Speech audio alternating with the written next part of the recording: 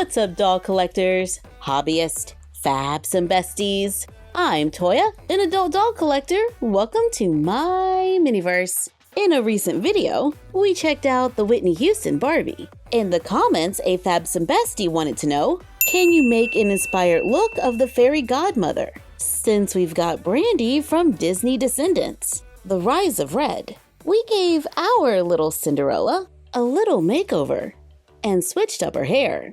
So yeah, maybe it could be fun to give Whitney Houston a new look. I have a few gold dresses from Naturalistas, so let's flip through my Naturalistas binder and there it is, and get her dressed to see how it looks. The dress is gold and sparkly.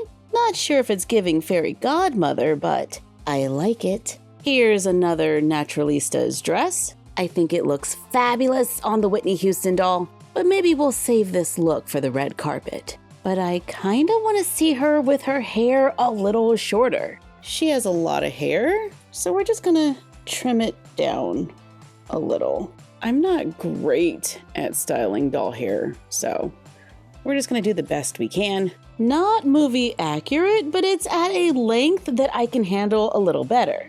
I have some gold stretchy fabric. Well, it's got a little stretch, and it's kind of a light gold, but I think we can use it to make an inspired dress. So, to the craft table. Let's grab some paper, a pencil, and a model.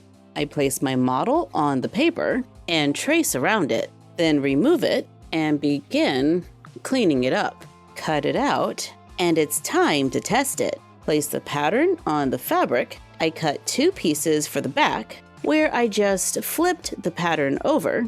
I cut 1 piece for the front, and I cut out the sleeve twice. Let's take the piece for the front and place the back pieces on top with the good side to good side, lining it up at the neck and the shoulder, and sew along that curve. We can sew by hand or use a sewing machine. After sewing on one side, repeat for the other. When sewing by hand, I am using a back stitch, which will allow me to keep some of the stretch. Now we have the front and the back pieces sewn together. Let's hem the neckline. We're just gonna fold that over and sew straight across. Take the sleeves, fold one in half to find the center point, match it up with the shoulder seam, flip it over, making sure the center is at the seam, and sew them together. I think my sleeves might be slightly off, but we're just gonna keep going. After attaching both sleeves, fold over and hem the bottom. I'm doing a back stitch, and I'm trying to keep the stitches close together and as neat as I can. Then lay it with the good side facing up and fold it over, lining up all the raw edges from the sleeve to the bottom of the dress. Then sew from the sleeve to the bottom.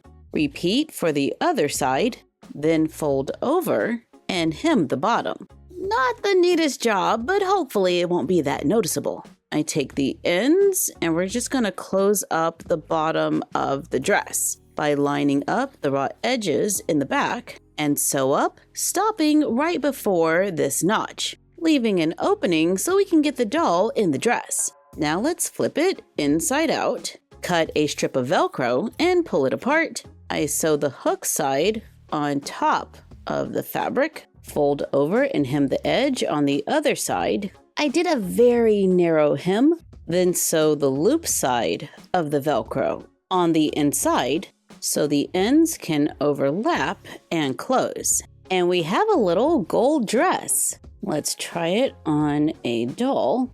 Close it in the back, and I think that'll work. I'm not totally in love with how the bottom turned out, but let's see how it looks after we add a cape. For the cape, let's start by making a small scrunchie by cutting a strip of fabric. This is 17.5 inches long and about 2 inches wide. I fold it in half so the good side is on the inside and sew a line 1/4 inch or 1/2 inch from the edge.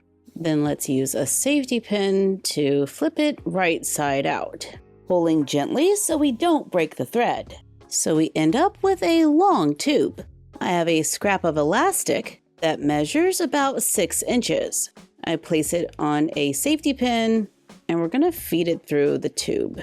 When I get to the other side, I overlap the ends and sew them together. Then sew the fabric closed and trim off the excess. To make a scrunchie that we can place behind the doll's arms to make a little ruffle that goes around. Take a fabric that has a little sparkle and is sheer, fold it over, place the dress on the fold, and cut a curved line up to the doll's shoulder. Then go straight across. Pin the flat side of the semicircle along the arms and shoulders, just to see where you want it to go. Right behind the neck, I stitch it to the scrunchie. I take 2 doll bracelets. I think these are from Mini Brands. I use a push pin to carefully make a small hole. Sew the bracelets onto the end of the cape, then place the bracelets on the doll so the cape is connected to the doll's wrist. I decided to move the center from behind the neck to behind the back, giving me a little bit of a drape